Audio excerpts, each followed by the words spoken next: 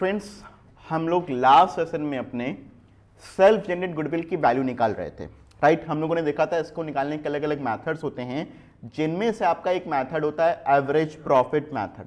इस मेथड के अंदर में आप क्या करते हैं, स्पेसिफाइड नंबर ऑफ ईयर्स के प्रॉफिट का एवरेज लेते हैं, राइट। और फिर उस एवरेज प्रॉफिट के बेसिस पर आप गुडविल निकालते हैं। गुडविल का यहां पर आपका फॉर्मूला था, goodwill is equal to average profit into number of years of purchase, right.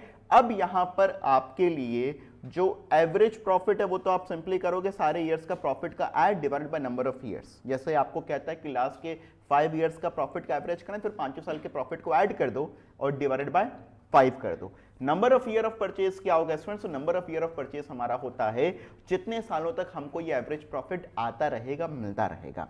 जैसे हमने कहा number of year of purchase हमारे लिए है 3, अगर गिवन है तो फिर आप इंटू 3 मार दोगे, ये आपका आ जाएगा गुडविल की value, right. Weighted average profit method भी एक होता है, जिसके अंदर में हम लोग क्या करते हैं, अपने प्रॉफिट्स को वेट असाइन करते हैं। क्या करते हैं हम लोग? अपने प्रॉफिट्स को वेट असाइन करते हैं। वेट के अंदर में आप उसको वजन देते हैं। जैसे आप नॉर्मली लेटेस्ट ईयर्स के प्रॉफिट को ज्यादा वेट देते हैं, तो आप उसको 1 2 3 4 ऐसे करके वेट देना स्टार्ट करते हैं, राइट।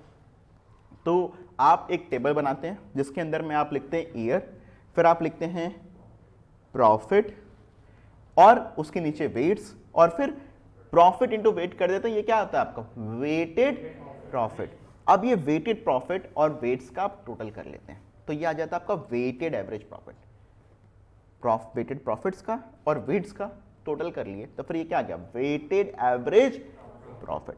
अब ये वेटेड एवरेज प्रॉफिट आ गया into number of year of purchase. जब आप कर लेंगे तो फिर अब आपका क्या आ जाएगा? यहां पर भी गुडविल। ये हमारा एक मेथड हुआ, राइट। अब हम अगले मेथड की तरफ बढ़ रहे हैं स्टूडेंट्स। नेक्स्ट मेथड जो कि हम लोग डिस्कस करने वाले हैं वो है हमारा सुपर प्रॉफिट।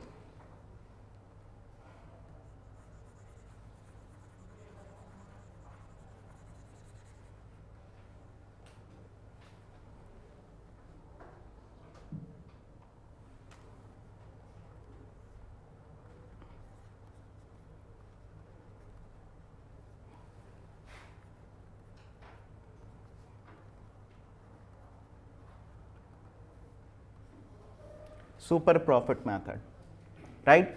तो सुपर प्रॉफिट मेथड के अंदर में हमारा गुडविल का फॉर्मूला क्या होता है? हमारा गुडविल होता है super profit into number of years of purchase.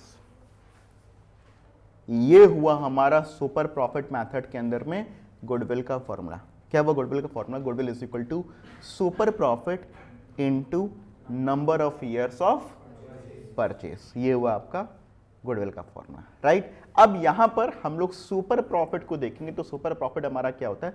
Super profit हमारा होता है average profit minus normal profit. क्या होता है? Average profit minus, average profit आपने अभी निकालना सीखा, ऊपर भी जो सिखाया था, आप एक स्पेसिफाइड नंबर ऑफ ईयर्स के प्रॉफिट को ऐड करोगे और डिवाइडेड बाय जितने नंबर ऑफ ईयर्स आपने लिया वो कर दोगे, तो फिर आपका एवरेज प्रॉफिट आ जाएगा, राइट। अब हम लोग यहाँ पर क्या चीज़ सीखने वाले हैं? हम लोग यहाँ पर देखने वाले हैं नॉर्मल प्रॉफिट। तो नॉर्मल प्रॉफिट हमारा क्या होता है? नॉर्मल प्रॉफिट हमारा होता है average capital employed into normal rate of return upon 100। अगर हम बात करें हमारा कैपिटल एम्प्लॉयड का मतलब क्या हुआ? कैपिटल एम्प्लॉयड का मतलब हुआ आपका लॉन्ग टर्म फंड्स। इससे मतलब होता है हमारा आपका पार्टनर्स कैपिटल प्लस आपका कुछ भी रिजर्व्स होता है वो, प्लस लॉन्ग टर्म बोरोइंग। ये भी यहां पर आकर के ऐड हो जाता है स्टूडेंट्स, याद रखिएगा, राइट। कैपिटल एम्प्लॉयड निकालने का एक और तरीका होता है, क्या? या कैपिटल एम्प्लॉयड आप निकाल सकते हैं कैसे? कैपिटल एम्प्लॉयड आप निकाल सकते हैं by total assets minus current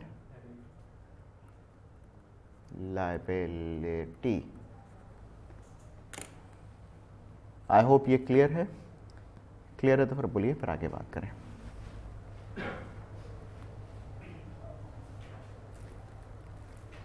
तो दोनों में से आपको देखना पड़ेगा आपको कौन सा इंफॉर्मेशन दिया हुआ है, वो वाला फॉर्मूला पे अप्लाई करके आप कैपिटल एम्प्लॉयड निकाल लेंगे। आमतौर पर नॉर्मल प्रॉफिट निकालने के लिए अपने लोग कैपिटल एम्प्लॉयड ही लेते हैं, मगर कभी कभी क्वेश्चन में आपको ओपनिंग और क्लोजिंग कैपिटल एम्प्लॉयड करके भी दे देता है, तो फिर आप उस समय क्या करोगे, आप एवरेज कैपिटल एम्प्लॉयड निकालोगे। अब एवरेज कैपिटल एम्प्लॉयड का मतलब क्या हो गया, एवरेज कैपिटल एम्प्लॉयड का मतलब हो गया आपका ओपनिंग कैपिटल एम्प्लॉयड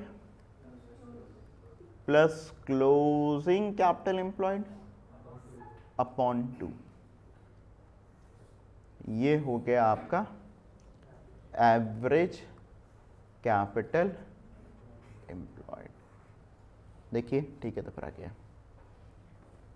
फिर अगर आगे बढ़ें तो अच्छा, normal rate of return NRR क्या होता है इसका full form, normal rate of return. वो रेट ऑफ रिटर्न जो कि आप लोग एक्सपेक्ट करते हैं, जो कि आप लोग एक्सपेक्ट करते हैं मार्केट में फॉर शेयर होल्डर्स। नॉर्मली ये क्या होता है, it is given in question, but कभी कभी आपको ऐसे भी कहता है कि आपका रिस्क फ्री रिटर्न इतना है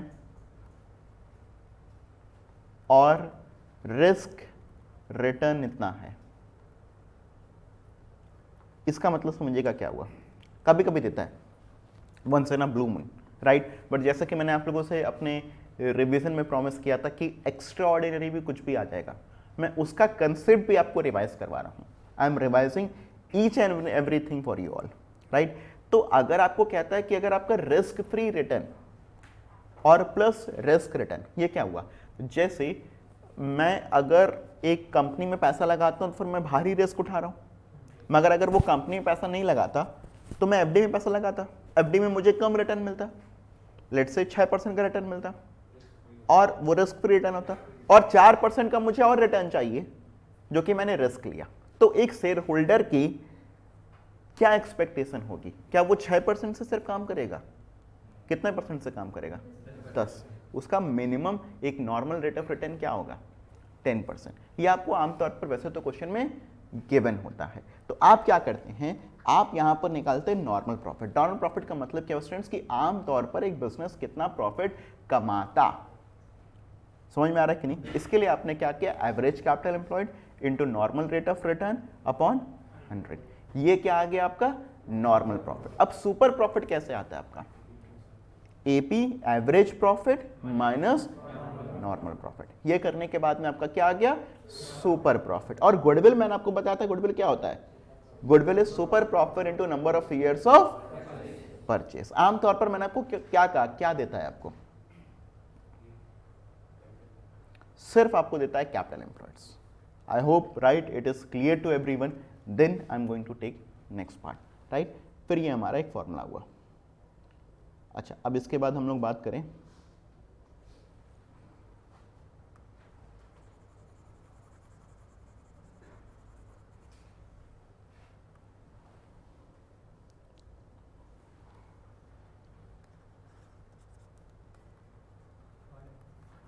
एक होता है हमारा कैपिटलाइजेशन मेथड। इसके अंदर में भी दो आते हैं, एक आता है आपका एवरेज प्रॉफिट और एक आता है आपका सुपर प्रॉफिट, ठीक है। ये देखो, ये फॉर्मूला हम लोग ऑलमोस्ट सीख चुके हैं, application of average profit, super profit. Average profit हम लोग सब कुछ जानते हैं, सुपर प्रॉफिट हम लोग सब कुछ जानते हैं, राइट। तो अब इस प्रॉफिट के में एवरेज प्रॉफिट मेथड में आपका फॉर्मूला क्या आएगा, ध्यान से समझिएगा। यहां पर आपका गुडविल इज इक्वल टू होगा average profit upon normal rate of return into 100 minus capital employed. ध्यान से देखिएगा स्टूडेंट्स, यहां पर एवरेज वर्ड नहीं है, यहां पर क्या है?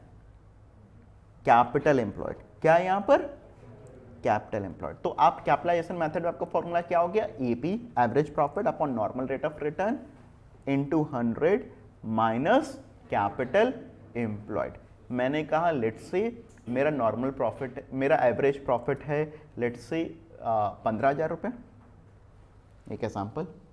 मैंने कहा मेरा एवरेज प्रॉफिट है 15,000 रुपये, नॉर्मल रेट ऑफ रिटर्न है 10%, और मैंने कहा मेरे बिजनेस में कैपिटल एम्प्लॉयड है 1,00,000 रुपये। अब गुडविल यहां पर कैसे आएगा? मैंने कहा average profit upon normal rate of return into minus, right. अब ये कितना हो जाएगा? आई होप ये क्लियर है, सिंपल सा फॉर्मूला है, राइट। अब अगला आते हैं हम लोग capitalization of super profit method. इसके अंदर में हमारा गुडविल क्या होगा?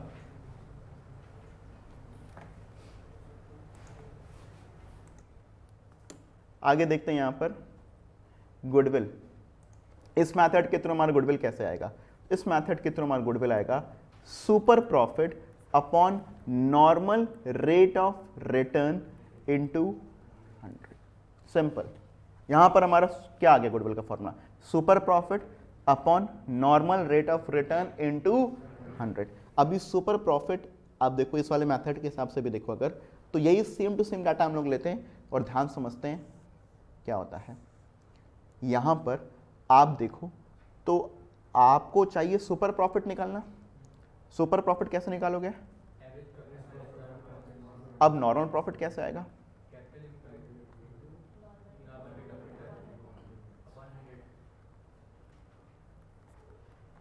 ठीक है, कैपिटल एम्प्लॉयड कितना हमारा? नॉर्मल रेट ऑफ रिटर्न, तो सुपर प्रॉफिट आपका आ गया 15,000 माइनस, ठीक है। अब आपका यहां पर गुडविल आ जाएगा 5,000 upon 10 into 100, super profit upon normal rate of return into, I hope ये क्लियर है सभी लोगों को। तो अच्छा सर, दोनों मेथड में आंसर तो सेम ही आ रहा है, 99% दोनों में आंसर सेम ही आएगा। तभी डिफरेंस आएगा जब आपको ओपनिंग और क्लोजिंग दो कैपिटल एम्प्लॉयड दिया हो, क्योंकि सुपर प्रॉफिट निकालते समय हम लोग क्या लेते हैं? Average capital employed. क्या लेते हो आप? और इस वाले में आप बेस क्या बनाओगे? Capital employed. और ये कौन सा कैपिटल एम्प्लॉयड होगा आपका? क्लोजिंग। कौन सा होगा ये? आई होप ये सभी लोगों को क्लियर है। क्लियर है तो फिर with this we have done method of computation of goodwill. Goodwill compute करने के इतने ही मेथड्स होते हैं, राइट। अब इसके अलावा भी क्वेश्चंस में कुछ एक्स्ट्रा एडजस्टमेंट्स करने की हमको जरूरत पड़ती है। वो क्या क्या होते हैं वो समझिएगा। आप देखिए, जो अपना गुडविल निकालते हैं उसके लिए आप प्रॉफिट्स को लेते हैं,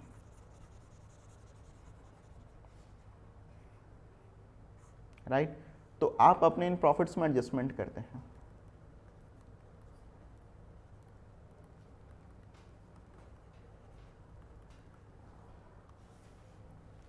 ठीक है, क्या क्या एडजस्टमेंट्स कैसे कैसे करके करते हैं ध्यान समझिएगा। जैसे किसी भी ईयर का अगर आपको प्रॉफिट दिया हुआ है, किसी भी ईयर का आपको प्रॉफिट दिया हुआ है, तो फिर आप यही एडजस्टमेंट उसमें करेंगे। आप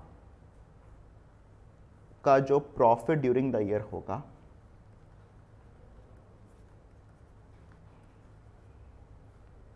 लेट्स से जो भी ईयर है, लेट्स से मैंने कहा एक एग्जांपल लिया 2020 का मुझे प्रॉफिट्स दिया हुआ है, जो भी 1,00,000 रुपए का लेट्स से मुझे दिया हुआ है।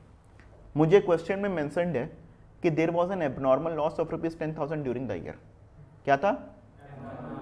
अब देखिए एबनॉर्मल लॉस से क्या हुआ स्टूडेंट्स? एबनॉर्मल लॉस से हुआ ये कि मेरे उस ईयर का प्रॉफिट घट गया, कम हो गया, राइट, जो कि नहीं होना चाहिए था। सारे ईयर में नहीं कह रहा है, आपको उस पर्टिकुलर ईयर में कह रहा है कि there was an abnormal loss of ₹10,000 during the year. तो फिर अब आप क्या करोगे? अब आप उसको ऐड कर दोगे।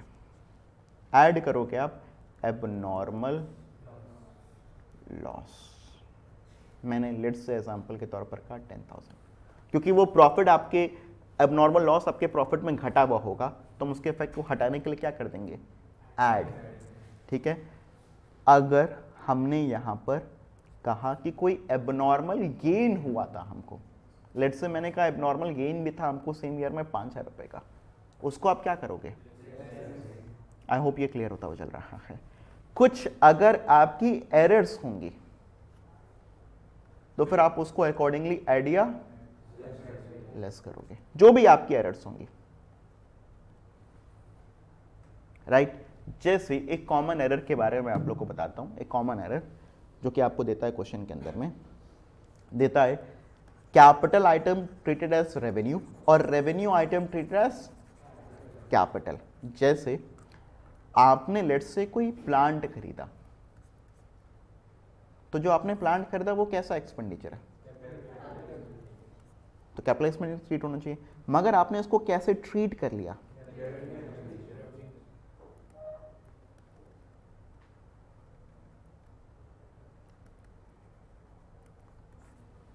राइट। प्लांट है, कैपिटल एक्सपेंडिचर है, बट आपने इसको कैसे ट्रीट कर लिया, मतलब आपने अपने प्रॉफिट में से इसको माइनस कर दिया। तो मैं कुछ ना स्पेशल ट्रांजेक्शन्स को करके उसको लिखवा रहा हूँ कि यहाँ पर ना एरर्स के बारे में बता रहा हूँ, सम स्पेशल एरर्स।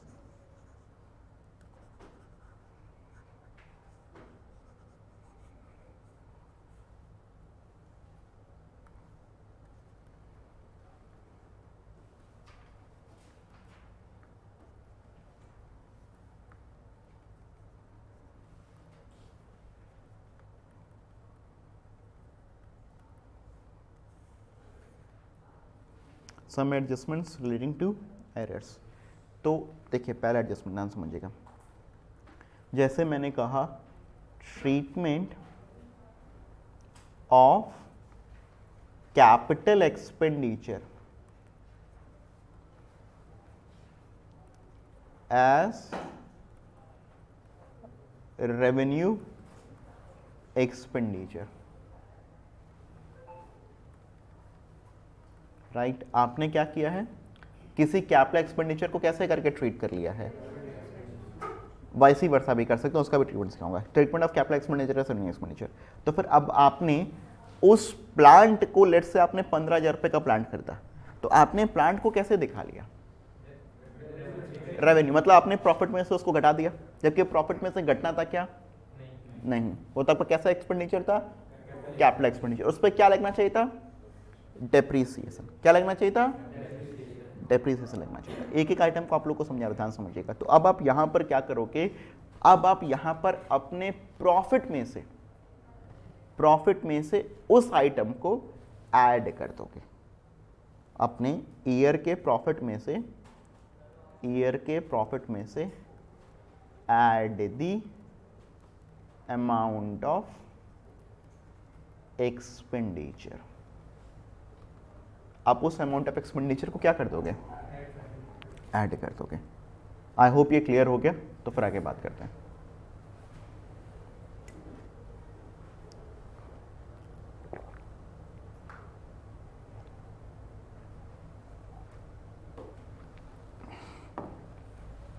राइट। फिर अब आप इसके बाद देखो क्या करोगे, ये तो ट्रीटमेंट ऑफ कैपिटल एक्सपेंडिचर ये कर दिया आपने। अच्छा, क्या आपने, क्योंकि उस कैपिटल एक्सपेंडिचर का आपने रेवेन्यू एक्सपेंडिचर माना, तो हमने कहा कि आपने उसको अपने प्रॉफिट में से घटा दिया, तो आपने उसको अपने प्रॉफिट में ऐड कर दिया, मगर क्या आपने उस पर डेप्रीसिएशन दिया? तो आप क्वेश्चन में सर्च करोगे, आपको डेप्रीसिएशन का रेट भी बताएगा, जितना भी डेप्रीसिएशन का रेट आपको बताएगा, आप डेप्रीसिएशन अप्रोप्रिएटली सबट्रैक्ट करोगे, डिडक्ट करोगे। बात समझ में आ रहा है कि नहीं? तो फिर क्या करोगे आप, लेस करोगे अमाउंट ऑफ डेप्रीसिएशन, जितना भी आपका डेप्रीसिएशन का अमाउंट होगा वो लेस करोगे आप। आई होप ये क्लियर समझ में आ रहा है। During that year and following years as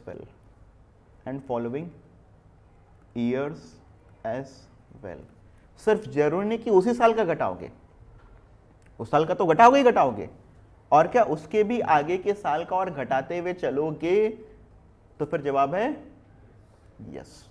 सिर्फ केवल उसी साल का नहीं घटाओगे, उसके आने वाले सालों का भी। मतलब जैसे अगर हमको 2000, जैसे लेट से 2018 से हमको दिया तो 2018, 19, 20, 21, 22 का दिया हुआ है, ऐसे 5 साल दिया हुआ है, तो 2020 में ये गलती हुआ, तो 2020 का तो घटा ही घटा है डेप्रिसिएशन, 21 का भी घटाओगे, और अब ये सब चीजें देखो कुछ कुछ आपको ध्यान में रखना है। जैसे मैंने कहा कि आपको एप्रोप्रिएटली घटाना है।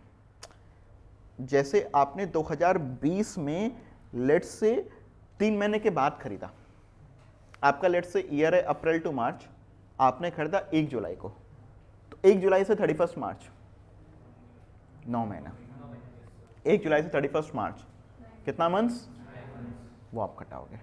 आई होप ये क्लियर है। तो फिर आगे बात करें। कोई मतलब नहीं, डेप्रेशन तो तब भी घटता है, घटेगा ही घटेगा, राइट। तो आप अप्रोप्रिएटली उसको फिर घटाते हुए चलोगे। अच्छा, फिर अगले ईयर में घटाओगे, तो अगले ईयर में जब घटाओगे तो फिर ये देख लेना कौन सा मेथड ऑफ डेप्रिसिएशन है। जब फॉलोइंग ईयर्स में जब घटाओगे तो फिर क्या देख लोगे आप, अगर स्ट्रेट लाइन होगा तब तो अमाउंट ऑफ डेप्रिसिएशन आपका चेंज नहीं होता, पूरे साल भर का डेप्रिसिएशन निकाल देना, फिर वैसे घटा, जैसे 15,000 है, 10% है तो 1500 वैसे घटा देना। मगर अगर कहता है कि WDV हो गया, ठीक है, तो पहले साल आपने 15,000 का 10% का 9 मंथ्स का डेप्रिसिएशन दिया, तो 15,000 इंटू 10% इंटू, बोलिए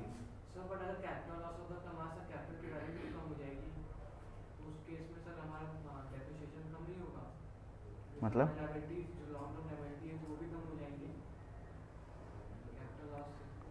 उससे कम कैसे होगा, नहीं समझ में आया।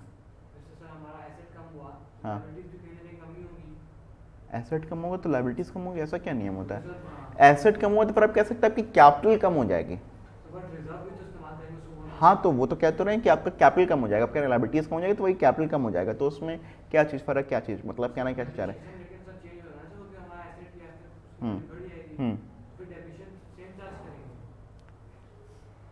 डेप्रिसिएशन का कैपिटल की वैल्यू से क्या मतलब है?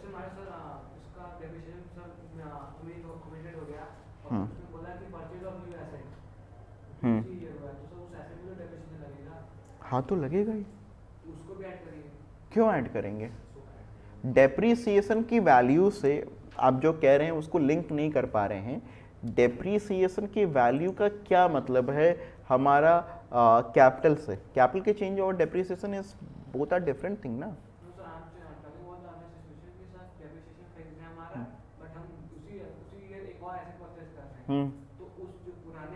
जो एसेट आपने देखो, जैसे लेट से आपने 2 एसेट खरीदा, आपका क्वेश्चन हम रिफाइन करते हैं, आप कह रहे हैं 2 एसेट खरीदा, एक एसेट आप रेवेन्यू में गलती से दिखा दी और एक एसेट को आपने कैपिटल में दिखाया, सही, यही आप कहना चाह रहे हैं। तो आप कहना ये चाह रहे हैं कि सर जो हमने सही दिखाया, क्या उस पर भी डेप्रिसिएशन कम या बेसिक कुछ होना चाहिए? तो उस पर तो ऑलरेडी आप डेप्रिसिएशन दे ही चुके हो और वो सही दिए हो। कि जैसे मैंने 2 टीवी खरीदा 50-50 हज़ार रुपए का, तो एक को हमने कैपिटल माना, एक को हमने गलती से रेवेन्यू मान लिया, तो जिसको कैपिटल माना उस पर तो ऑलरेडी डेप्रिसिएशन और दिए ही होंगे सही तरीके से, उस पर कोई चेंजेस नहीं आएगा। सिर्फ किसकी वैल्यू गलत हुई है, जिसको गलती से कैपिटल को क्या मान लिए हैं, उसको सही करने की जरूरत है, तो उसको बस खाली हम लोग सही कर रहे हैं। उसका कोई भी फर्क ना हमारे जो आइटम्स और भी आइटम्स उस पर कोई भी फर्क नहीं पड़ेगा, आप निश्चिंत रहिए, राइट। तो आपको मैं क्या बता रहा था, यस WDV। तो WDV आप लोग को मेरे साथ समझ में आ गया ना कि 15,000 आप 9 महीने का डेप्रिसिएशन निकालो, फिर जो वैल्यू आएगी उसका फिर 10%, फिर उसका 10% एंड सो ऑन करके आपको निकालना है, राइट। तो ये हो गया। अच्छा, वाइसी वर्सा अगर होता है तो फिर आप क्या करोगे? जैसे treatment of revenue expenditure as, मतलब क्या किया आपने, कोई खर्चा कैसा एक्सपेंडिचर था और आपने कैसे मान लिया, यस प्रॉफिट हमारा बढ़ गया, रेवेन्यू था तो फिर प्रॉफिट में से घटाना था, मगर प्रॉफिट में से घटाए नहीं, ठीक है। तो फिर आप क्या करोगे उसको, अब आप उसको ईयर के प्रॉफिट में से डिडक्ट करोगे, सब ट्रैक करोगे, आप उसको ईयरली जो आपका प्रॉफिट आएगा ना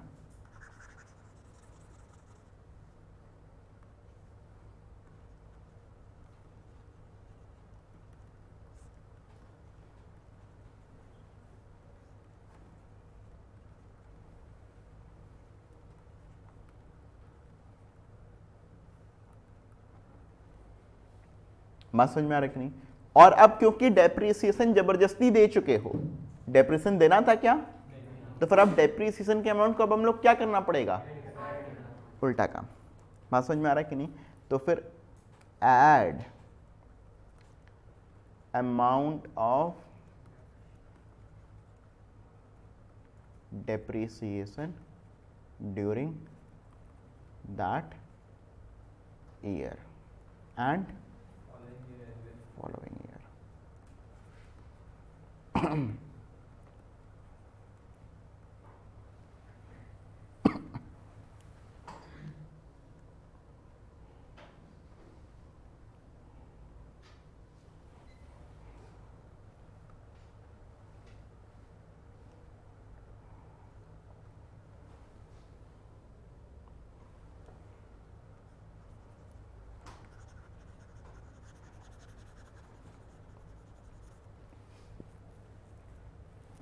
ठीक है, फिर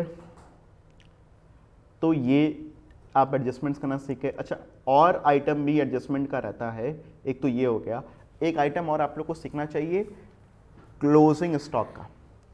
कई बार क्वेश्चन में ये लिखा रहता है कि क्लोजिंग स्टॉक इज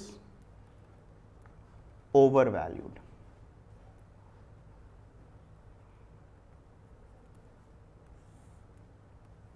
क्या लिखा रहता है क्वेश्चन में?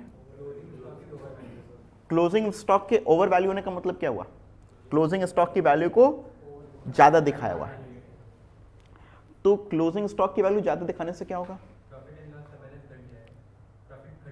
प्रॉफिट बढ़ जाएगा। स्टॉक ओवर वैल्यूड है, क्लोजिंग स्टॉक अगर ओवर वैल्यूड हो गया तो आपका तो प्रॉफिट, क्योंकि क्लोजिंग स्टॉक किस साइड आता है? क्रेडिट साइड आता है। किस साइड आता है आपका closing stock?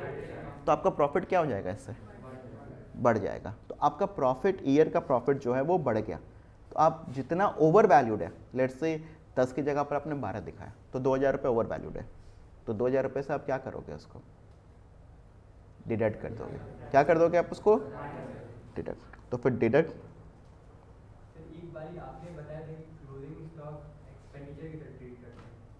Closing stock expenditure के तरीके से ट्रीट नहीं करते हैं। क्लोजिंग स्टॉक इनकम के तरीके से ट्रीट होता है। पीएल अकाउंट में किस साइड में आता है?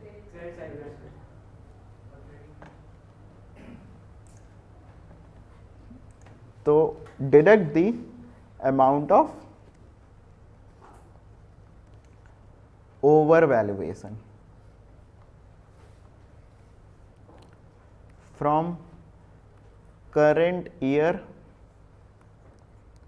प्रॉफिट।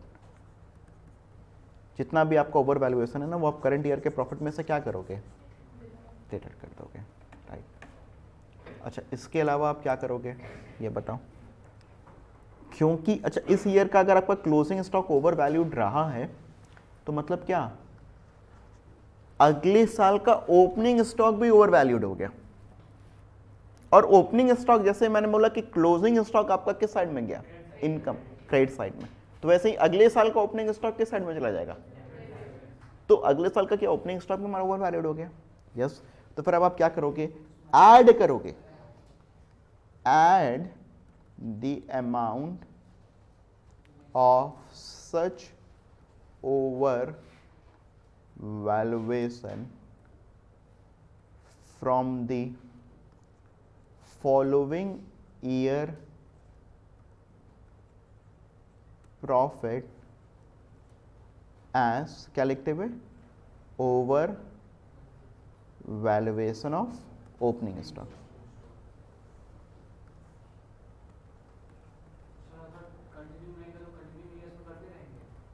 सॉरी, बस मैंने इसमें फॉलोइंग ईयर्स नहीं लिखा है, इसलिए सिर्फ क्या लिखा है? इस साल का क्लोजिंग स्टॉक, मतलब लेट्स से 2020 का क्लोजिंग स्टॉक और वैल्यूड है, तो 2020 के प्रॉफिट में आपने माइनस कर दिया,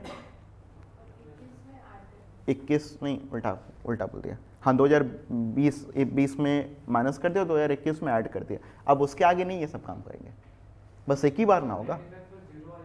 नेट इफेक्ट फिर आप कह सकते हो जीरो आ जाएगा, मगर पता है फर्क कब पड़ेगा? जब हम लोग प्रॉफिट्स का वेटेज ले रहे हैं। समझ में आ रहा है कि नहीं? आपका सोचना एकदम सही है कि एक बार के प्रॉफिट में ऐड के अगली बार के प्रॉफिट में माइनस कर दिया, फिर नेट इफेक्ट जब एवरेज प्रॉफिट लोगे तो फिर तो जीरो ही हो जाएगा, राइट। मगर जब वेटेड एवरेज प्रॉफिट जब करोगे ना तो फिर इसका फर्क पड़ेगा। बात समझ में आ रहा है कि नहीं? अच्छा, आपका अपोजिट ट्रीटमेंट होता है जब stock, closing stock under valued होता है। मैं इसको पूरा लिखवा नहीं रहा हूं, बट मैं यहां पर लिख कर कितना छोड़ दे रहा हूं। अगर आपका closing stock is under valued, अगर हमारा क्लोजिंग स्टॉक क्या है, अंडर वैल्यूड है, ठीक है, वे विल रिवर्स द ट्रीटमेंट। मतलब क्लोजिंग स्टॉक की वैल्यू कम दिखाया हुआ है, तो फिर जो आप डिडक्ट कर रहे हो पहले साल के प्रॉफिट में वो, और फिर जो आप ऐड कर रहे हो अगले साल के प्रॉफिट में, उसको रिवर्स कर दोगे। तो फिर आप क्या करोगे, रिवर्स, मैं यहां पर लिख रहा हूं, reverse treatment would be applied as in case of over valuation of closing stock। I hope ये क्लियर है।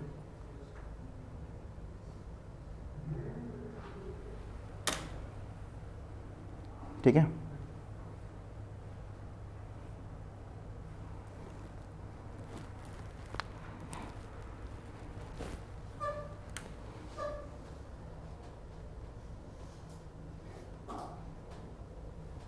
सो ये हो गया किसका ट्रीटमेंट, एरर्स। अभी देखो ये पूरा नहीं हुआ एडजस्टमेंट इन प्रॉफिट्स। हम लोगों ने 3 चीज़ें सीखा। एक तो प्रॉफिट ड्यूरिंग द ईयर था, एबनॉर्मल लॉस को आपने ऐड किया, एबनॉर्मल गेन को आपने लेस किया, ऐड लेस किया एरर्स को। एरर्स का स्पेशल ट्रीटमेंट मैंने आप लोग को सिखा दिया। आपको बस खाली इतनी ही टाइप के एरर्स देगा, कुछ और एरर्स से देगा तो फिर आप लोग खुद से कर लोगे मेनली, ठीक है। जैसे कह देगा कि ये छूट गया, ये हो गया, ऐसे कुछ हो गया, वो कर लोगे आप लोग, राइट। कभी कभी आपको क्या कहता है, कभी कभी आपको कहता है कि फ्यूचर में हमारा कोई भी ईयर में एक्सपेंस या इनकम होने वाला है, future year income oblique expense. जैसे आपको ये कहता है कि इन फ्यूचर पार्टनर्स को हम लोग 5-5 हज़ार रुपये साल का देंगे, और हमारे 3 पार्टनर्स हैं, तो फिर 5,000 इंटू 3। नहीं नहीं बेटा, आप दोगे ना पार्टनर को, तो गेन कहां से हुआ, और अभी नहीं दिए हो, दोगे। It is decided to provide partners remuneration of ₹5,000 per annum to each partner. हाँ, ये चार्ज अगेंस्ट प्रॉफिट नहीं, this is appropriation of profit. मगर यहां पर एक दो चीजें मैं बताऊं, पहले तो मेरी बात को सुन लो। आप फ्यूचर ईयर का ये हमने बताया कि ये एक एक्सपेंस है, प्रॉफिट नहीं, ये क्या है, एक्सपेंस है। तो मैंने कहा 5,000 इंटू 3, 15,000। 15,000 रुपये आप हर ईयर के प्रॉफिट में से, सिर्फ उस ईयर के प्रॉफिट में नहीं, हर ईयर। ये फ्यूचर ईयर का कुछ भी इनकम या फ्यूचर ईयर का कुछ भी अगर एक्सपेंस देता है आपको, नॉर्मली फ्यूचर ईयर में क्या देता है आपको, एक्सपेंस। तो फ्यूचर ईयर का कुछ भी अगर इनकम या एक्सपेंस आपको अगर देता है, तो फिर अब आप क्या करोगे, हर साल के प्रॉफिट में से ऐड या माइनस करो। अब एक सवाल, कई बार एक पॉइंट बहुत ही कंफ्यूजन करता है, ध्यान समझना। हमको लेट से पार्टनर्स को रेम्यूनरेशन देना है 15,000 रुपये, किसी ईयर का हमारा प्रॉफिट ही 5,000 रुपये है, तो क्या करेंगे, तो भी आप 15,000 रुपये घटाओगे, तो भी आप घटाओगे। बात समझ में आ रहा है कि नहीं? रीजन सर आप कह सकते हो कि सर वो तो एप्रोप्रिएशन ऑफ प्रॉफिट है, जब प्रॉफिट इन पर क्यों 15,000 रुपये घटाएंगे। तो ये ना फ्यूचर के आइटम्स को कंसिडर करके अपना एवरेज प्रॉफिट निकाल रहे हो, इसलिए आप क्या करोगे, उसको पूरी तरीके से लेस करोगे। ये आइटम भी कहीं ना कहीं पर आया हुआ है। जो जो चीज़ें मैं आप लोग को बता रहा हूँ ये पूरा एक कंप्लीट है। नाउ दिस इज जो प्रॉफिट निकल करके आता है, ये प्रॉफिट एक्चुअली हमारा कहलाता है फ्यूचर मेंटेनेबल प्रॉफिट, और आप इसी फ्यूचर मेंटेनेबल प्रॉफिट्स का आप एवरेज करते हो। आई होप ये सबको समझ में। एक कांसेप्ट था जिसमें था कि एंटीसिपेटेड एक्सपेंस को कंसीडर करते हैं, लेकिन एंटीसिपेटेड एक्सपेंडिचर को कंसीडर मैं आपको बोलता रहा हूँ कि देखिए यहाँ पर ना आम तौर पर आपको एक्सपेंसेस ही देगा, इनकम नहीं देगा। मगर अगर वो एंटीसिपेटेड अगर इनकम को दे दिया, कह दिया कि फ्यूचर में पार्टनर्स को इस जगह से रेंट आने वाला है, या इस जगह से एक ये फिक्स्ड आने वाला है, या मैंने लेट से अपनी कोचिंग की बात करते हैं, मैंने लेट से किसी को फ्रेंचाइजी दे दिया, आज तक नहीं दिया था। मेरे कोचिंग में 3 पार्टनर्स हैं, हम लोग गुडविल निकाल रहे हैं अपनी अपनी, मैंने किसी और को अपनी फ्रेंचाइजी दिया हुआ है, उसने मेरे को कमिट किया कि वो मुझे हर साल का 5 लाख रुपए देगा। अब आपको लगता है कि ये फ्यूचर में प्रॉफिट हमको 5 लाख रुपए आएगा, ये नहीं आएगा? आएगा। क्या इसको हमको गुडविल निकालते समय जरूरत पड़नी चाहिए, नहीं पड़नी चाहिए? पड़नी चाहिए, क्योंकि मेरा प्रॉफिट तो 5 लाख रुपए से बढ़ जाएगा। उसने मुझे फिक्स अमाउंट कमेंट भी कर दिया, तो हम यहाँ पर फ्यूचर मेंटेनेबल प्रॉफिट में लेंगे। आप जो कह रहे हैं ना कि एंटीसिपेटेड प्रॉफिट्स को हम लोग कंसिडर करते हैं और anticipated losses, sorry anticipated profit consider नहीं करते, एंटीसिपेटेड लॉसेस को ही कंसिडर करते हैं, वही मैं आपको कह रहा हूँ कि एक्सपेंसेस ही देगा, प्रॉफिट कभी। मगर अगर वो दे दिया तो उसको ये वाला प्रूडेंस वाला ज्ञान नहीं देना है, क्योंकि वो कंसेप्ट नहीं है। तुमने यहाँ पर गलत बोला, वो कंसेप्ट नहीं है, वो कन्वेंशन है। मानना या ना मानना हमारी मर्जी। जो कंसेप्ट होता है उसको मानना कंपल्सरी होता है, कन्वेंशंस को मानना कंपल्सरी। समझ में आ रहा है कि नहीं? ठीक है, तो ये हो गया हमारा adjustment profit. With this we have completed a full and fledged discussion about our goodwill, right. तो ये आपका गुडविल के अंदर में कंप्लीट एक डिस्कशन हो गया स्टूडेंट्स। इसके अंदर में हम लोगों ने सब कुछ सीख लिया। अब हम यहाँ पर ना गुडविल का अकाउंटिंग ट्रीटमेंट भी सीखेंगे, बट ये अकाउंटिंग ट्रीटमेंट ना मैं आप लोगों को अब नेक्स्ट सेशन में कंटिन्यू कराऊंगा, accounting treatment of goodwill. So will continue this in next session, right. चलिए, thank you so much everyone.